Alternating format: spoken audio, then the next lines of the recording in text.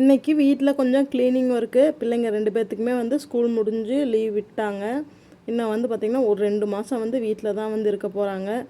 பழசாக இந்த போன இயர் ஃபுல்லாக யூஸ் பண்ண நோட் புக்ஸ் எல்லாமே வந்து பார்த்திங்கன்னா தனியாக எடுத்து வச்சாச்சு.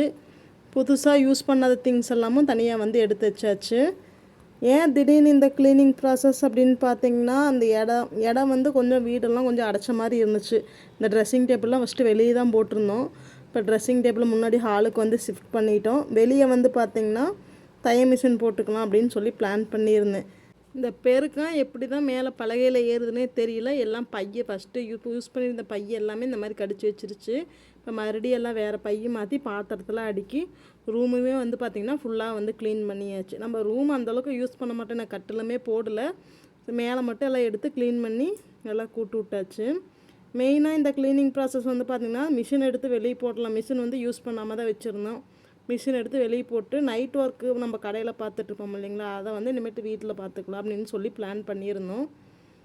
காலையிலேருந்து வந்து பார்த்திங்கன்னா ரெஸ்ட்டே இல்லாமல் மேலே ஒரு 6 மணி போல் நல்லா வந்து ஃபீவர் எடுக்க ஆரம்பிச்சிருச்சு. சரின்னு டேப்லெட் வாங்கி முழுங்கிட்டு படுத்தாச்சு. நம்ம பரன் மேலே வந்தெல்லாம் க்ளீன் பண்ணுறப்ப இந்த மாதிரி டாய்ஸ் எல்லாம் கொஞ்சம் வந்து மேலே போட்டு வச்சுருந்தேன். அது எல்லாமே வந்து பார்த்திங்கன்னா இப்போ வெளியே வந்துருச்சு. எல்லாத்தையுமே வந்து பக்கத்தில் படுக்க வச்சுட்டு பார்த்திங்கன்னா பிள்ளை தூங்கிட்டா. இன்னும் ஒரு 4-5 நாளைக்கு இந்த பொம்மையும் கையுமா தான் வந்து சுற்றுவா. ஓகே ஃப்ரெண்ட்ஸ், பாய்.